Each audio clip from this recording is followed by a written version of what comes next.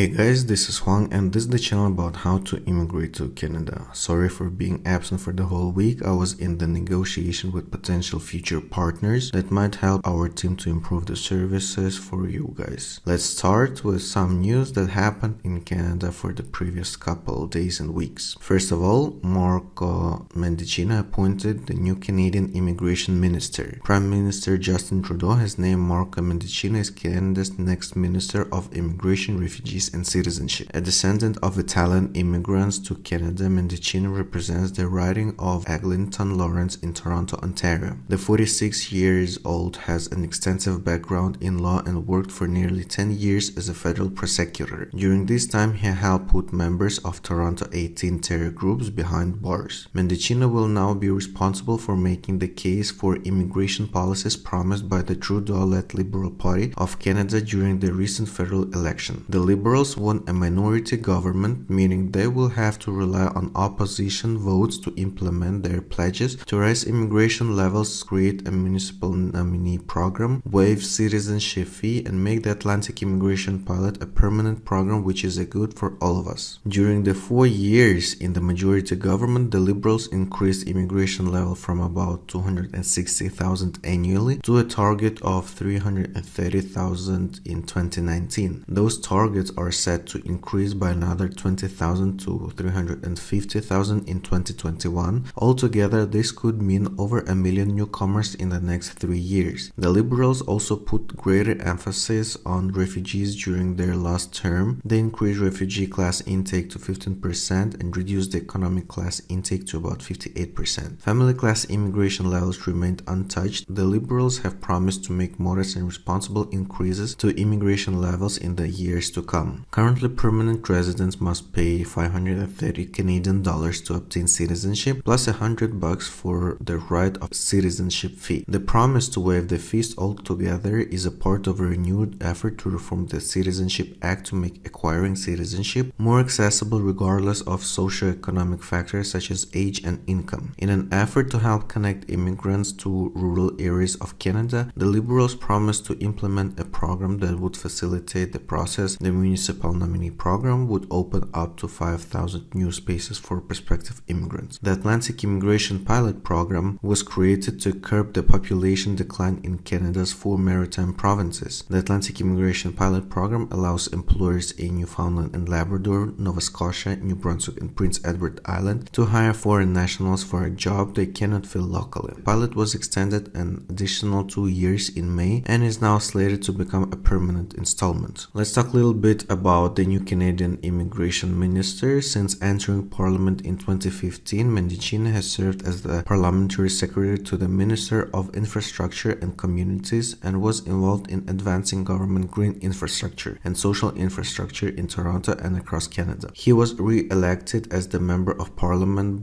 for Eglinton Lawrence on October 21, 2019 with 53% of voter support. In 2017, he served as the Parliamentary Secretary to the Minister of Justice and Attorney General of Canada, where he helped to advance federal priorities such as criminal justice reform, reconciliation with Indigenous people, and restorative justice. Mendicino worked at the Law Society of Upper Canada and was the president of the Association of Justice Council, where he served for 2 terms. He has advocated for better laws on organized crime and access to justice before the House of Commons and the Senate. The new Minister of Immigration also sat on a number of boards and has been involved with the John Wanless Child Care Center, John Wanless Public School, North Toronto Soccer Club, Costi Immigration Services, the Toronto Symphony Volunteer Committee, and Heart and Stroke Canada. My career has always been toward public service. I've served federally, I've volunteered locally, and as the descendant of Italian immigrants who came here with very little, I want to contribute in the greatest way I can, Mendicino told Toronto Live. Mendicino will be replacing Ahmed Hussein, who led Immigration, Refugees and Citizenship Canada since 2017. Hussein will be taking over the role of Minister of Families, Children and Social Development. Another topic that I would like to discuss is that job vacancies remain at historic highs in Canada. Canada's private sector is continuing to express historically high job vacancies. The Canadian Federation of Independent Business latest Help Wanted report shows that roughly 433,000 private sector jobs went unfulfilled this past quarter, which is about 1,500 more than the second quarter this year and 15,000 more than this time last year. This is now the 5th consecutive quarter in which we're seeing a record high vacancy rate, said Ted Mallet, CFIB's chief economist, in a statement. The smallest of firms, those with fewer than 5 employees, are having the hardest time recruiting workers, with a vacancy rate as high as 5.4%. Vacancy rates in Newfoundland and Labrador went up slightly, though they still remain under the national average. Canada's other provinces didn't see any changes between the second and third quarter of 2019. Industries with a lot of small-sized companies were shown to have higher vacancy rate compared to big business sectors. This trend saw vacancy rate rising in agriculture, information and hospitality, but declining in the manufacturing, wholesale and retail sectors. The personal services industry, which represent businesses like hairdresser, dry cleaners and funeral services, maintained the highest vacancy rate at 4.9% between July and October 2019. The construction industry came in second with a 4.7% vacancy rate, hospitality 4%, agriculture 3.7% and information 2.4%. Also, significant vacancy rate increases in the third quarter. Meanwhile, steady declines in vacancy rates are being felt in industries such as transportation 3.4%, manufacturing 2.8%, wholesale 2.6% and retail 2.5%. The natural resources sector had the lowest job vacancy rate at 1.8%. Vacancies have a strong influence on wages. Employers with at least one vacancy may push average organization-wide wage levels up to 2.3%, whereas businesses without any job openings are expected to plan a 1.4% gain. The most significant drivers of vacancies are future outlooks, growth intentions, business size, and firm-specific job characteristics, the CFIB says. And the last but not least for today, as I promised, the information regarding the rural northern immigration pilot. The first local website dedicated to the pilot came online on November 15th in the following communities: Sault Ste. Marie, Ontario, Thunder Bay, Ontario, and Altona, Manitoba. Sault Ste. Marie and Altona Rhineland are now accepting applications from candidates with an eligible offer of genuine, full-time permanent employment from a local employer. Thunder Bay is currently only accepting inquiries from local employers who would like to participate in the pilot, and says approved employers will be able to post job vacancies on the website beginning from December 1st, 2019. Thunder Bay will begin accepting applications from candidates on January 2nd, 2020. The websites for the remaining 8 participating communities are coming soon, according to the IRCC. The first step in the immigration process through the Rural Northern Immigration Pilot is to obtain an eligible job offer from an approved employer in one of the participating communities. Candidates with an eligible job offer then apply for a community recommendation and, if approved, submit an application for Canadian permanent residence from IRCC. Each community will have a set number of recommendations that it can make each year. Peter Liang, a spokesperson for IRCC, said that an average of approximately 100 principal applicants and their immediate family members could be welcomed in each participating community, but this will vary by community. The number of permanent residents coming to Canada through the pilot will depend on the needs of the participating communities and the number of newcomers they can welcome, Liang said. In total, the pilot could approve as many as 2,750 principals applications and their families for permanent residence annually. Beyond the mandatory job offer, candidates must meet both federal requirements and community criteria that vary from one municipality to another. I made the video about the requirements under the Rural Northern Immigration Pilot in one of the previous videos. I will also attach the link to that video in the description box under this video, so you can get more information about the requirements. They're a little bit upgraded from what we have from the previous video, but let's see. Both Sault Ste. Marie and Altona are using their own point-based system to prioritize candidates for recommendation. Candidates applying to Sault Ste. Marie, for example, will have to obtain a minimum score based on the following requirement: a job offer in one of 22 priority occupations, at least 2 years of work experience in that occupation, the applicant's age should be from 18 to 47 only, at least 1 year of full-time work experience in Sault Ste. Marie, at least a year of post-secondary studies in Sault Ste. Marie, the applicant is already a resident of Sault Ste. Marie,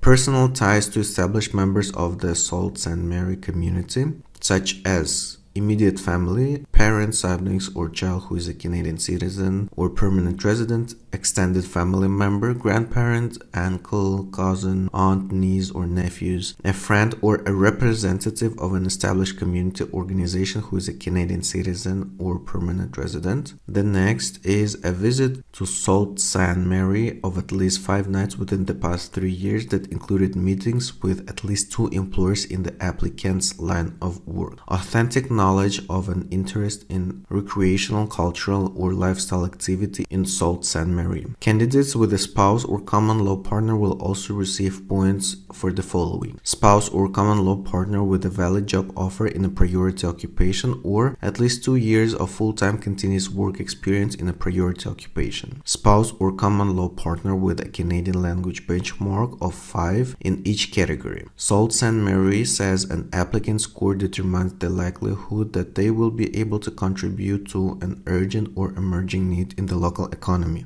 build strong ties with community members, and enjoy the city's unique lifestyle and cultural offerings. We believe that applicants with high scores have a better chances of integrating into community life and staying in Sault Ste. Marie for long term, the city explains on its dedicated RNIP website. Altona requires interested candidates to create and register an online profile using a platform operated by its local economic development corporation SEED. All our clients with full packages do not have to worry about that, as our team will do that for them, as well as we will keep tracking of new jobs there and we will apply that for you. The platform allows users to search job posting and apply for those that match their qualifications. Users can also set up automatic alerts that will notify them when the jobs are posted that match their work experience. Users can also upload their CV, which is vetted by SEED personnel and passed along to local employers if it matches their employment needs. As of last week, SEED reported that nearly 2,000 profiles had already been created. So as you can see, guys, all positive are staying news. We just need to get you a job offer and get you to move to Canada very soon. So all the statistics, as you see, the numbers of potential immigrants are going to be increased year by year. So within the next 3 years, the Canada will expect to have about 1 million new immigrants. All the numbers of the job vacancies are higher than on average, but with you guys, we will be able to decrease these numbers. If you like this video, press the like button, subscribe to our channel, share this video with your friends and family. Stay updated and tuned with our channel because we're going to post many more other videos about the immigration. In the future, we're planning to implement not only the APP and RNIP, but we're also planning to include other immigration programs. So please stay tuned, subscribe once again to our channel, and